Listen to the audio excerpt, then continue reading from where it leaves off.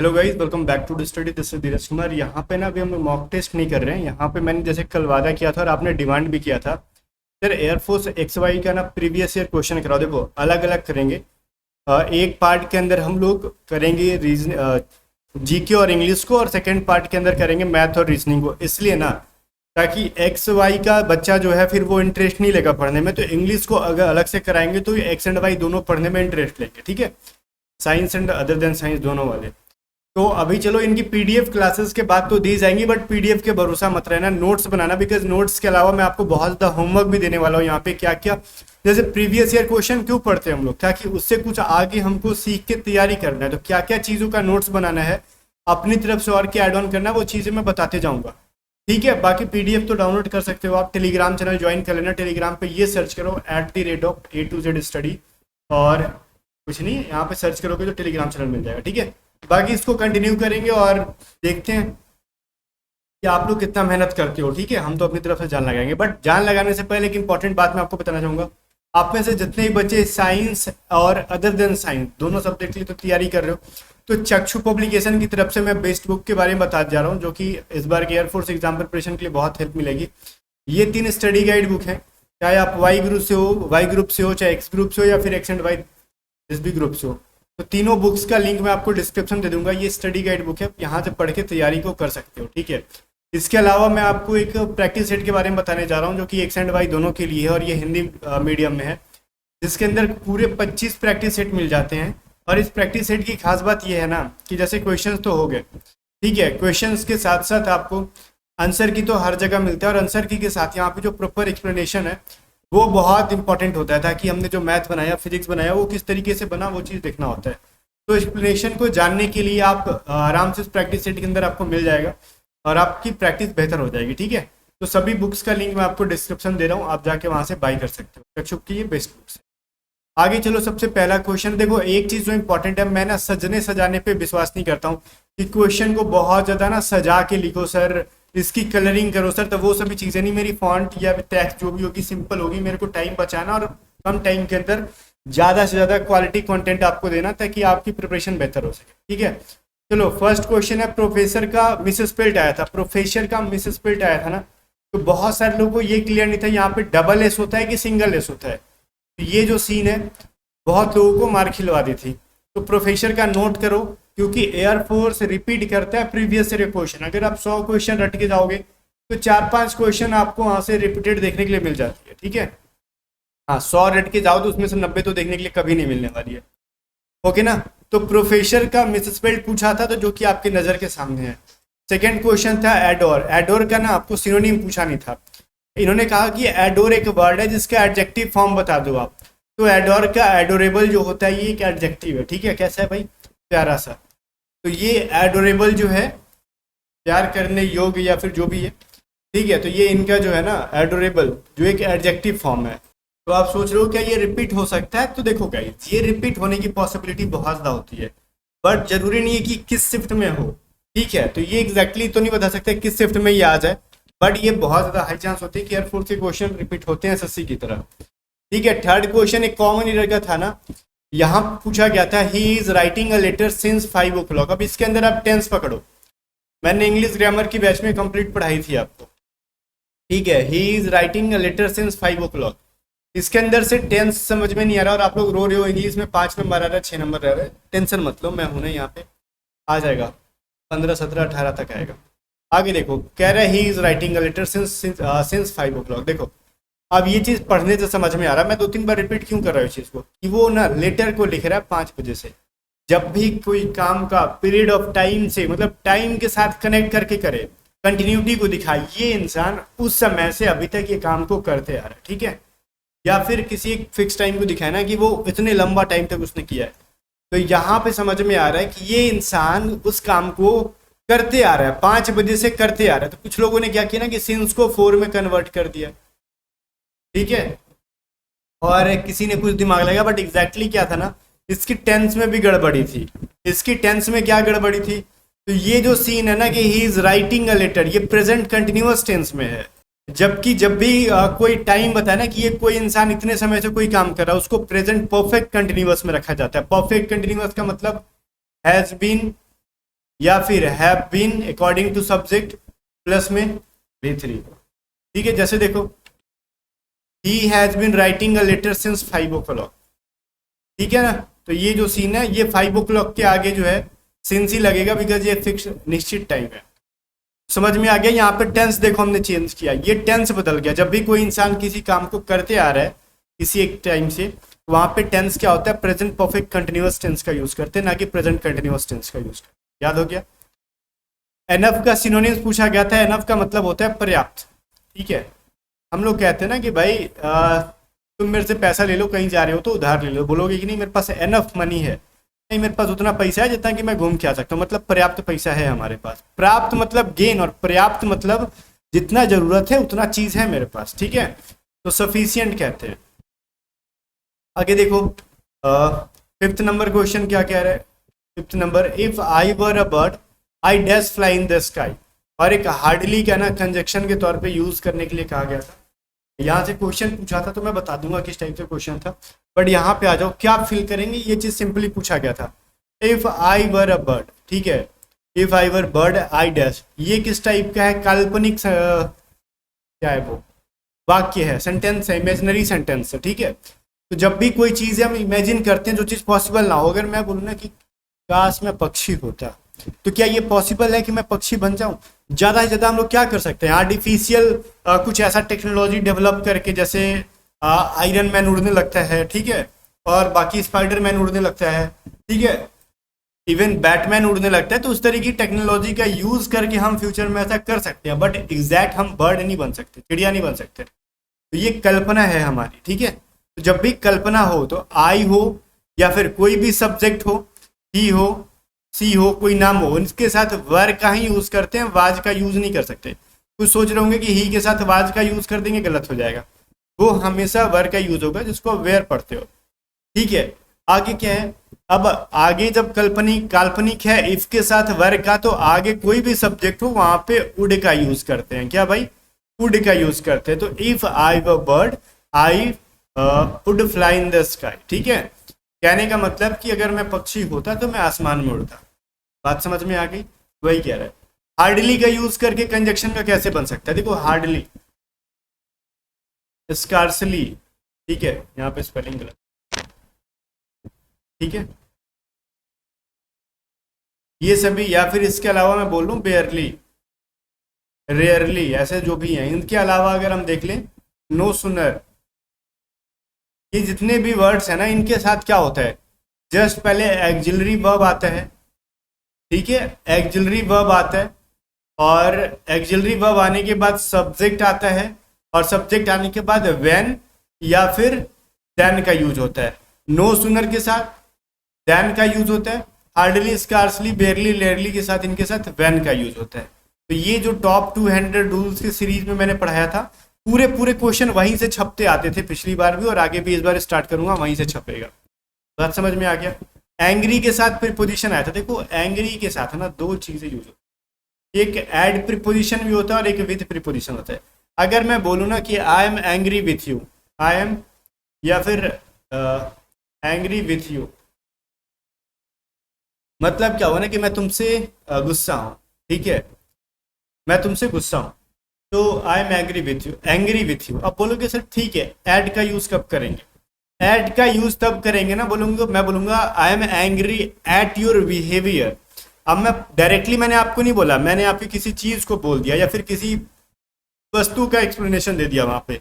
तो जब किसी चीज डायरेक्टली इंसान को ना बोल के इंसान की किसी चीज को या फिर किसी और चीज को बात करेंगे, थिंग्स को, तो सिचुएशन में ऐड का यूज करते हैं। या फिर किसी सिचुएशन के साथ आप एंग्री हो, ठीक है, जैसे मान लो रोड पे जा रही हो, किसी ने लड़ाई कर दी, आपको भी गुस्सा आ गया, बिना मतलब का गुस्सा चल रहा है, माहौल खराब है यहाँ का, तो उस माहौल पे गुस्सा आ गया, तो सिचुएशन में एंग्री के साथ ऐड का यूज करोगे आप। ओके, आगे देखो, supposing if it rains what shall we do. देखो एक चीज मैं बताता हूँ, इसके अंदर कॉमन ईडर पूछा गया था। मैं आपसे बताता हूँ ना कि मान लो सपोज का मतलब क्या होता है। मैं बोलता हूँ ना सपोज, आप क्या कहोगे, मान लेते हैं, मान लो, ठीक है। अगर मैं बोलूँ इफ, बोलोगे यदि, या फिर मान लो मैंने बोला इफ आई वेयर बर्ड, यदि मैं पक्षी होता, या फिर मान लो मैं पक्षी होता। सपोज मान लो या फिर यदि, दोनों का मतलब जब सेम होता है, ओके, तो जब दोनों का मतलब सेम है तो एक ही वर्ड को एक साथ यूज करना क्यों जरूरी है भाई? सपोजिंग और इफ में से किसी एक को एक बार में यूज होता है, दोनों साथ में कभी यूज नहीं होते। और एग्जाम में इस बार पूछा गया था और मैंने ये पढ़ाया भी था, आप जाके टॉप 200 की सीरीज देख लो, उसमें मैंने ये चीज मेंशन किया था। देखो, जब दो चीजों का मतलब एक ही हो तो फिर मैं बोलूँ ना आई हैव, ठीक है, टू टू कार्स।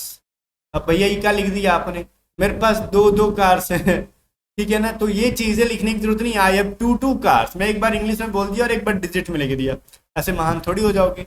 समझने वाला आपको महान नहीं बेवकूफ समझ रहेगा कि भैया इसको ग्रामर की कमजोरी है, ठीक है, इसको कुछ ग्रामर का विटामिन खिलाओ, मजबूत हो जाएगा लड़का ये।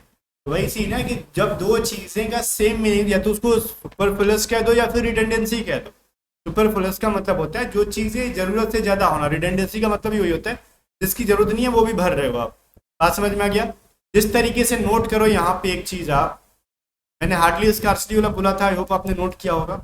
जिस तरीके से हम सपोज और इफ का यूज नहीं कर सकते, उसी तरीके से हम रिटर्न के साथ बैक का यूज नहीं कर सकते, ये गलत है। रिटर्न के साथ बैक का यूज करना गलत है, ठीक है। इसी तरीके से और बहुत सारे वर्ड्स हैं जिनके साथ कुछ चीजों का यूज करना गलत हो जाता है। जैसे कजन के साथ सिस्टर ब्रदर का यूज, नोट करते जाओ मैं कितना लिखूं यहाँ पे, आप लिख लो कजन के साथ सिस्टर या ब्रदर का यूज करना गलत है, ठीक है ना। तो ये चीजें भी इंपॉर्टेंट है आपके लिए। रिट्रीट के साथ भी बैक का यूज करना गलत है। रिकॉर्डेड के साथ प्री का यूज करना, देखो जब मैं बोलता हूँ ना कि कोई चीज है प्री रिकॉर्डेड है, प्री रिकॉर्डेड, अब ये क्या बेहुदापन हो गया? प्री रिकॉर्डेड का मतलब, जब मैं बोलूँ कि मेरी एप्लीकेशन पे जैसे कोई बैच है वो रिकॉर्डेड बैच है, तो मैं इसका मतलब वो पहले से रिकॉर्ड करके डाली गई है, अब उसके अंदर मैं प्री जोड़ दूं मतलब पहले पहले से रिकॉर्ड की गई है, तो प्री रिकॉर्डेड कोई वर्ड नहीं होता, रिकॉर्डेड, रिकॉर्डेड के अंदर छुपाइए कि पहले से रिकॉर्ड है वो, ठीक है ना। आगे चलो, 9th नंबर क्वेश्चन देखो, वन हु हेट्स वीमेन, तो जो औरतों से नफरत करता है उसको मिसोगाइनिस्ट कहते हैं, और ये एक वन वर्ड सब्स्टिट्यूशन था, वन वर्ड सब्स्टिट्यूशन, और हमारी पीडीएफ से आया था वो भी। 10th नंबर है देखो, रैथ, रैथ का मतलब होता है गुस्सा होना, एंगर होना, ठीक है। और ये भी हमारी पीडीएफ में था, पिछली पीडीएफ अगर आपके पास हो तो ठीक है, अदरवाइज नया पीडीएफ आएगी उनको बाई करके पढ़ते रहना, नहीं आएगी तब आएगी, तब तक इन सबको लिखते जाओ। रैथ का मतलब क्या होता है? गुस्सा होना, और एंगर का मतलब वही होता है, ठीक है। फर्स्ट कृत्रिम, अच्छा यहाँ पे लिखा हुआ है फर्स्ट कृत्रिम उपग्रह इंडिया का मतलब फर्स्ट आर्टिफिशियल सैटेलाइट इंडिया का कौन सा था? आर्यभट्ट था, ये जीके का सवाल था, ठीक है। आगे देखते हैं, जीएसटी का फुल फॉर्म पूछा था और अब पूछने की चांसेस बहुत लो है इसकी, बिकॉज अब फुल फॉर्म ना थोड़ा सा चेंज कर दिया, करंट से रिलेटेड फुल फॉर्म पूछ रहा है एयरफोर्स। अब गदर पार्टी की स्थापना किसने की थी? लाला हरदयाल ने, ये सवाल पूछा गया था। अब नेक्स्ट शिफ्ट का ये चीज है, उस शिफ्ट का नहीं है, अगले शिफ्ट की सीन है ये। कॉमिटी वर्ड का ये पूछा गया था मिस स्पेल्ट, और ये ना ये एयरफोर्स की गर्लफ्रेंड है। बोलोगे क्या बोल दिया सर? ये कॉमिटी को ना हर बार किसी ना किसी शिफ्ट में डालते हैं, थोड़ा ढंग से पढ़ लो। कॉमिटी का डबल एम होता है, डबल टी होता है, डबल ई होता है, ओके। आई कह रहे एवेंडन का सिनोनिम आ गया तो रिजाइन कर देना होता है या फिर रिलिंक्विश, सेम चीज है, छोड़ देना, त्याग देना, ओके ना। इस चीज को नोट करते जाओ। फिर कह रहा है एडामांट, एडामांट का मतलब क्या होता है? कोई चीज कठोर होना, ढीठ होना। मैं एक क्लास में 3-3 शिफ्ट की क्वेश्चन कराते जा रहा हूँ, इंग्लिश और जीके की, ओके। एक दिन में 3 शिफ्ट होते थे, तीनों की करा दे रहा हूँ मैं। एडामांट का मतलब होता था, एंटोनिम इसका पूछ रहा आपसे, मैंने बोला कठोर होना, तब एक चीज जो ना लचीला हो, फ्लेक्सिबल, ठीक है, मूवेबल, इरिसोल्यूट, ठीक है। रिजोल्यूट का मतलब कठोर है और आईआर लगा दिया तो उसका उल्टा बन गया, जो लचीला हो, जिसमें लचीलापन हो। आगे कंफर्ट का एडजेक्टिव पूछा था, कंफर्टेबल होता है, ओके, इसको नोट डाउन करो आप। फिर पूछा पॉलीगैमी, पॉलीगैमी से ध्यान से सुनो, मैं यहाँ बता रहा हूँ, इधर जाओ, थोड़ा सा पीछे ले चलते हैं आप। यहाँ से देखो, ये है ना गाइनिस्ट, यहाँ पे एक वर्ड है मिजो, मिजो का मतलब होता है नफरत करना, और गाइनिस्ट का मतलब होता है औरत से संबंधित, औरत से रिलेटेड, ठीक है। अब जब भी कोई वर्ड मिजो करके कुछ आया, ठीक है, मिजोनोथ्रोप, मिजोगाइनिस्ट ऐसे करके, तो थ्रोप हो गया ह्यूमन बीइंग के लिए और गाइनिस्ट हो गया आपका विमेन के लिए, तो जिसके साथ लग गया। अब मैं बोलूँ ना फाइलोगाइनिस्ट, ठीक है, तो मतलब वो हो गया तो औरतों से कुछ करता हो, तो प्रेम करता हो, तो ये रूट वर्ड है, समझना। गाइनिस्ट वर्ड आ गया तो वहां पे जरूर कुछ ऐसा वर्ड निकलेगा जो कि औरत से रिलेटेड होगा। अब वहीं पे ये चीज देखो, पोलीगैमी, पोली का मतलब होता है बहुत, और गैमी का मतलब होता है शादी, ठीक है। पोलीगैमी का मतलब क्या हो जाएगा बताओ, जो बहुत शादी करता है। A person who marry more than one, एक से ज्यादा शादी करता है, ठीक है। तो मैं बोलूँ ना पॉलीगॉन, याद है आपको पॉलीगन क्या होता है, बहुभुज, मैथ में आपने पढ़ा होगा, जिसके बहुत सारी भुजाएं होती हैं उनको पॉलीगन कहते हैं। तो पोली एक रूड वर्ड है, गैमी एक ऐसा वर्ड है जिसके साथ लग जाए तो समझ आ जाना उसके साथ कुछ ना कुछ यहाँ पे सीन शादी का चल रहा है, ठीक है। मोनोगैमी मतलब, मोनो का मतलब क्या होता है एक, गैमी का मतलब शादी, एक शादी। मिजोगैमिस्ट, गैमिस्ट क्या आ गया, वर्ड हो गया शादी से रिलेटेड। मिजो का मतलब नफरत, तो शादी से नफरत करने वाला इंसान। तो इस तरीके से वर्ड का इस्तेमाल करके अगर हम लोग पढ़े ना, काफी हेल्प आएगा। जैसे मैंने बोला क्या, मिजोगैमिस्ट, इसका मतलब क्या हो गया, मिजो का मतलब मैंने बोला नफरत, और गैमी का मतलब देखो गैमिस्ट बना उसी से, आई हट वाई हटाए तो आई एस टी लग गया, तो शादी वाला, जिसको शादी से क्या हो नफरत, तो उसको कहते हैं पर्सन हु हेट्स मैरिड, या फिर जो भी है शादी से नफरत करता हो। आगे देखो एक चीज है, मैंने बोला था ना कि 29 जुलाई तक आप इस चीज को बाय कर सकते हो, वाई ग्रुप की टेस्ट सीरीज को, ऑनलाइन टेस्ट सीरीज को, जस्ट 100 रुपीज पे करके। आज 29 जुलाई है, आज अगर बाई करोगे बाई ग्रुप की टेस्ट सीरीज 100 रुपीज में मिल जाएगी, मिनिमम 15 टेस्ट सीरीज मिलेगी। टाइम रहा तो और आगे बढ़ा देंगे, और एक टेस्ट सीरीज को आप 3 बार अटेम्प्ट कर पाओगे आराम से। और 29 जुलाई के शाम से इसकी प्राइस 130 रुपीज कर दी जाएगी। अगर आपने बाई नहीं किया तो जेड स्टडी ऐप को डाउनलोड करो और डाउनलोड करके बाई कर सकते हो, या फिर अगर आप पेड बैच में ज्वाइन करना चाहते हो तो 2023 बैच में हमने दबा के रिजल्ट दिया था, अब आ रही है 2023 बैच की, इसकी भी प्राइस 600 रुपये है। तो आप इसको भी आराम से देखो, वाई ग्रुप की कंप्लीट चीजें होंगे, रिकॉर्डेड क्लासेस, रागा का, इंग्लिश का, जिसका इंग्लिश कमजोर है, जिसका रागा कमजोर है, मैथ साइंस इंग्लिश सीखिए जो भी है, वो सब चीजें इसमें पढ़ाई जाएगी। छोटी छोटी स्टडी ऐप को डाउनलोड करो, बैचेस को ज्वाइन करो, अगर ज्वाइन करने में कुछ भी प्रॉब्लम है व्हाट्सअप करके पूछ लो किस तरीके से करना है, ठीक है। चलो आगे क्वेश्चन देखते हैं। प्रीपोजिशंस का पूछा गया था एंग्री के साथ, तो ये चीजें मैंने बताया आपको, एट और विथ दोनों होता है, और एनवाई के साथ भी होता है एट और विथ, ये दोनों का यूज बताया मैंने। एट कब, जब किसी चीज के साथ, विथ कब, जब किसी इंसान के साथ, ठीक है। एनवाई का मतलब होता है तंग होना। आगे पूछा one who talk too much, टैकेटिव या फिर गैरुलस, जो इंसान बहुत ज्यादा बोलता हो, ठीक है, तो उसको टैकेटिव या फिर गैरुलस कहा जाता है। वन वर्ड सब्स्टिट्यूशन पूछा गया था। रेनिंग कैट्स एंड डॉग्स मतलब बहुत ज्यादा बारिश होना। अब देखो रेनिंग कैट्स एंड डॉग्स का मतलब होता है हेवी रेन, ठीक है। तो ये जो चीज है इसका मतलब ये होता है, और एग्जाम में ना कभी कभार दे देता है रेनिंग, ऐसे दे देगा heavy cats and dog, cats and dogs, यहाँ पे समझ लेना रेनिंग के साथ कभी कैट्स एंड डॉग रेनिंग करके जब वर्ड आएगा तो उनके साथ हेवी का यूज नहीं होता, इसका मतलब ही होता है हेवी रेन, ठीक है, बहुत ज्यादा बारिश आ रहा है। कॉमन रीडर में कभी कभार डाल देते हैं इसको, बोलो। आगे देखो, कह रहा है श्रीलंका के प्रेसिडेंट पूछा गया था, तो रानिल विक्रम सिंघे हैं अभी भी। कनाडा का करेंसी पूछा गया था, अब रुको यहाँ पे मेरे को कुछ बताना था आपको, टास्क दे रहा हूँ मैं, ध्यान सुनो। आपको फ्रांस के प्रेसिडेंट के बारे में नोट्स बनाना है, ऑस्ट्रेलिया के बनाने हैं, इसके बाद इटली के बनाने हैं, इसके बाद, ऐसा मैं क्यों बोल रहा हूँ मैं बताऊंगा, फ्रांस की पीएम प्रेसिडेंट जहाँ के भी कुछ अलग अलग होते हैं, ऑस्ट्रेलिया के पीएम हो या फिर प्रेसिडेंट हो, इटली के पीएम हो या फिर प्रेसिडेंट हो, गूगल सर्च मारो, ये बनाओ, फ्रांस का करेंसी बनाओ, कैपिटल बनाओ, ऑस्ट्रेलिया का करेंसी एंड कैपिटल बनाओ, इटली का करेंसी और कैपिटल बनाओ। एक और कंट्री जो ऑस्ट्रेलिया जब गए थे पीएम मोदी, उसके साथ साथ एक और कंट्री में गए थे, मैं नाम बोल रहा हूँ उस कंट्री का, यहाँ पे उन्होंने मोदी जी का बड़ा रिस्पेक्ट किया था। वैसे कुछ मैं आगे बता दूंगा किसी क्लास में, टेंशन ना लो। जो जो अभी रिसेंट मोदी जी दौरे कर रहे हैं जिन जिन कंट्री के, ठीक है, उनकी ना प्रॉपर बढ़िया से उनका जो लीड करने वाला लीडर क्या है उस कंट्री को, और लीडर का नाम क्या, चाहे किसी कंट्री में पीएम होते हैं, कहीं प्रेसिडेंट होते हैं, उसकी प्रॉपर कैपिटल क्या है, करेंसी क्या, ये सब चीज का नोट्स बनाओ, एग्जाम ओरिएंटेड चीजें हैं, ठीक है। एयरफोर्स ऐसे ही करता है, जो रिसेंट में ट्रेंड में कंट्रीज है या फिर हमारा जिससे संबंध बढ़िया चल रहा है खराब चल रहा है, वहां से सवाल पूछ लेते। ओके, कनाडा का करेंसी में देखो, अभी अर्मेनिया का भी नोट कर लो, अर्मेनिया का भी नोट कर लेना। अर्मेनिया रिसेंटली क्या हुआ, अर्मेनिया के बारे में आपने सुना होगा।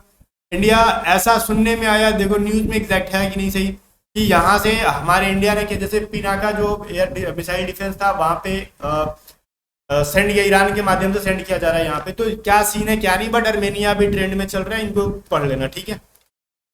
अब रियल न्यूज है कि सही है पता नहीं मेरे को, बट अभी पता चलेगा धीरे धीरे। वो लोग अजरबैजान और अर्मेनिया का जो वॉर चल रहा था ना, तो इन दोनों की आपसी बहुत, मतलब देखो सीन क्या बताता हूँ, अर्मेनिया और एक अजरबैजान दोनों पड़ोसी कंट्री है, लाइक इंडिया पाकिस्तान। हम जैसे पाकिस्तान को नहीं देखना चाहते हैं, अजरबैजान आर्मेनिया को नहीं देखना चाहता, ठीक है। और पाकिस्तान जिस तरीके से हमें नहीं देखना चाहता, आर्मेनिया लाइक उसको अजरबैजान को नहीं देखना चाहता। और अजरबैजान इंडिया का एंटी कंट्री है, वो पाकिस्तान को फुल सपोर्ट करता है। आर्मेनिया के साथ हमारा संबंध इंडिया का बहुत ज़्यादा बढ़िया है, ठीक है। और अजरबैजान खुल के बोलता है कि अगर पाकिस्तान के साथ मतलब पीओके जो है ना, जो पाकिस्तान ऑक्यूपाइड कश्मीर है, यहाँ पे अगर कोई प्रॉब्लम क्रिएट करता है इंडिया, तो हम पाकिस्तान की सपोर्ट करेंगे।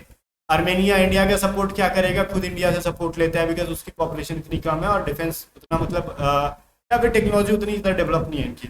तो इसकी वजह से मैं बोल रहा हूँ इन दोनों कंट्री को थोड़ा सा एड ऑन कर लेना, नोट्स में लिख लेना, बस उनके वहाँ का प्रेसिडेंट या फिर पीएम जो भी है, करेंसी और कैपिटल, इतना चीज़ जाना, ज़्यादा नहीं जानना। जो चीज़ें सीन है ना अभी ट्रेंड में चल रही है, उनको नोट डाउन करते रहो, थोड़ा सा अप टू डेट रहा करो आप लोग। कनाडा का करेंसी पूछा गया था, तो इसके पीएम का भी डाल लेना, ठीक है। पीएम और कैपिटल क्या है जरा, मतलब पिछली मॉक टेस्ट मैंने कनाडा का ना कैपिटल बताया था, कमेंट करके बताओ क्या है कनाडा की कैपिटल क्या है। आसाम के सीएम कौन है भाई, हेमंत बिस्वा। खैर इनका टेंशन ना लो, मैं पूरे इंडिया का पढ़ा दूंगा यूट्यूब पे, सीएम, कैपिटल और गवर्नर जितने भी हैं वो सब मैं पढ़ा दूंगा, इंडिया का मैं पढ़ा दूंगा। वर्क ऑफ ट्रांसफॉर्मर क्या है, वोल्टेज को कंट्रोल करना।